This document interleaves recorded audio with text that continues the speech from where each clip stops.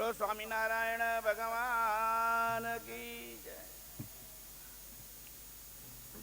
ઈષ્ટદેવ ભગવાન શ્રી સ્વામિનારાયણ ની અસીમ કૃપાથી આજે ગઢપુર ધામના આંગણે શિક્ષાપત્રી મંદિરની અંદર સુંદર મજાનો તીર્થ શતાબ્દી મહોત્સવ શિક્ષાપત્રીનો ઉજવાઈ રહ્યો છે. એ પ્રસંગે સુંદર મજાની કથાનું રસપાન કરાયેલા પૂજ્ય શાસ્ત્રી સ્વામી હરિપ્રસાદદાસજી સ્વામી બહુ પવિત્ર સંત, બહુ નિર્માણી સંત, તપસ્વી સંત હવે પૂજ્ય ભક્તિવેદાસજી સ્વામી આજે બંને દેશની અંદર યુવાન સંતોને સંસ્કૃતનો ખૂબ વિદ્યાભ્યાસ કરાવ્યો અને સાચા અર્થની અંદર વિદ્વાન સંતો બનાવ્યા હોય એવા સંપ્રદાયના ગઢપુર ધામના વિદ્વાન વક્તા શાસ્ત્રી સ્વામી જ્ઞાન પ્રકાશદાસજી સ્વામી, ઉપસ્થિત વંદનીય સર્વે સંતો, તમામ યજ્ઞાંશીઓ, વાલા શેણા લાડેલા ભક્તજનો, ભગવાન સ્વામિનારાયણે જે સ્વહસ્તે શિક્ષાપત્રી લખી એના જે 200 વર્ષ પૂર્ણ થયા એ નિમિત્તે લઈ આજે બંને દેશની અંદર સુંદર મજાનો એ ઉત્સવ ઉજવાઈ રહ્યા છે. આ શિક્ષાપત્રી ભગવાન સ્વામિનારાયણ સર્વ જેવો હિતાવહને ધ્યાનમાં રાખી સંતો હોય, ગ્રસ્તો હોય, બાઈઓ ભાઈઓ સર્વને ધ્યાનમાં રાખી અને જીવન જીવવાનો મોટો સુંદર મજાનો આપણને શિક્ષાપત્રના માધ્યમથી જીવન જીવવાનો રાહ બતાવ્યો છે. આ શિક્ષાપત્રી જે અનુસંધાન રાખી અને જીવે કોઈ પણ સંપ્રદાયનો હોય તો એને ક્યારેય પણ સુખ દુઃખનો ક્યારેય પણ અનુભવ ન થાય. કાયમ માટે સુખ સુખ અને સુખની જ પ્રાપ્તિ થાય એવી આ મહાપવિત્ર શિક્ષાપત્રી ભગવાન સ્વામિનારાયણ આપણને આપી છે. અને મહારાજ કે શિક્ષાપત્રી મારું સ્વરૂપ છે. ભગવાન સ્વામિનારાયણે સૌ પ્રથમ મહામંદિરનો જો શરૂઆત કરી હોય તો અમદાવાદ કાલુપુર સ્વામિનારાયણ મંદિરમાંથી નરનાળદેવ પધરાવી અને સંપ્રદાયની મહામંદિરની શરૂઆત કરી અને કે મહામંદિરના એ આપણને આપ્યું. ત્યાર પછી ઘણા બધા મંદિરો, નવ ધામ મંદિરો બન્યા.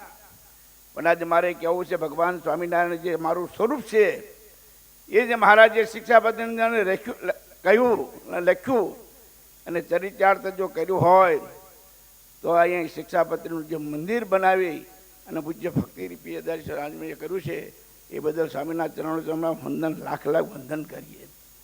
કારણ કે શિક્ષાપત્રી એક એવો ગ્રંથ છે કે જે આપણે ના નિયમો, મહારાજની આજ્ઞાઓ પાડીએ તો આપણને ક્યારેય પણ દુઃખની પ્રાપ્તિ ન થાય. ધર્મ, અર્થ, કામ અને મોક્ષ ચારે પુરુષાર્થની જો આપનારી હોય તો એકમાત્ર શિક્ષાપત્રી છે. એ શિક્ષાપત્રીનું સુંદર મજાનું કાર્ય કરવા માટે પૂજ્ય સ્વામીશ્રીએ મને અને રતિભાઈને આ કાર્યની અંદર જે અમને થોડી ઘણી અમારી જે બુદ્ધિ અનુસાર આ કાર્યની અંદર જે કાર્યશીલી હતી એના માટે જે અમને સ્વામી અમને અહીં જે સેવા કરવાનો ચાન્સ આપ્યો, લાભ આપ્યો એ બદલ અમે સ્વામીજીના કાર્ય માટે ઋણી છીએ.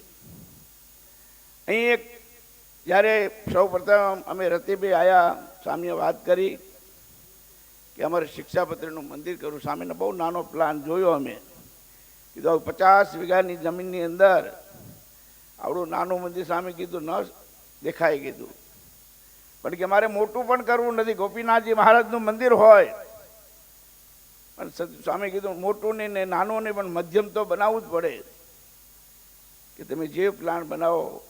જગદીશભાઈ સોમપરાને બોલાયા, પ્લાન બનાવ્યો, નકશા બનાવ્યા. પહેલાં ધાંગધ્રાળ પથ્થર આ કરો, પછી કીધું આ પથ્થરનું કરો. બસ સ્વામી એટલા નિર્માણી સંત કે તમે જેમ કોણ તમે જે યોગ લાગે તે પ્લાન બનાવો. અને મારે તો મંદિર ભગવાન સ્વામિનારાયણની શિક્ષાપત્રીનું કરવું છે. અને એમનો જે ભાવ હતો, લાગણી હતી, એ રીતે મંદિર સુંદર મજાનું બન્યું.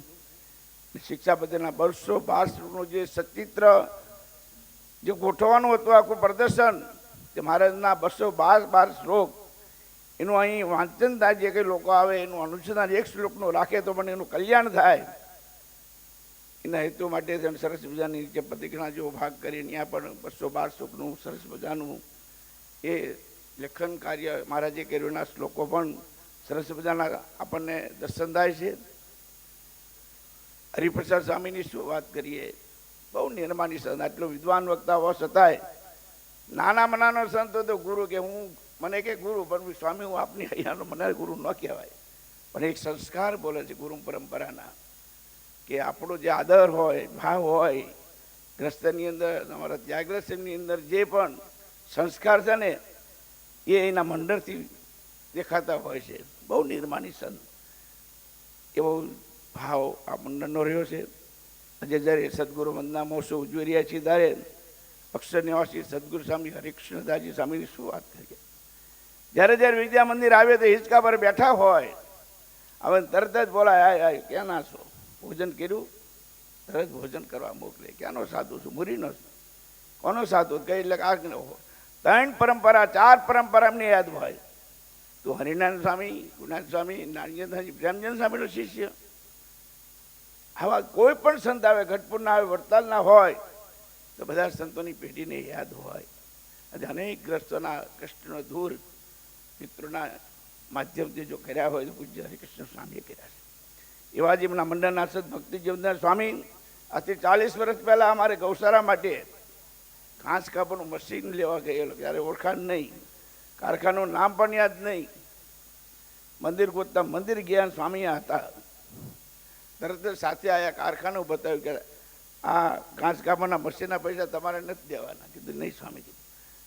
નવલાને કે આ મારું કામ છે, ઘાસની અંદર એના પાસે એટલા ઓછા ભાવ કરીને એ મશીન આપ્યું. આજે પણ એ મોરી મંદિરની મશીન છે.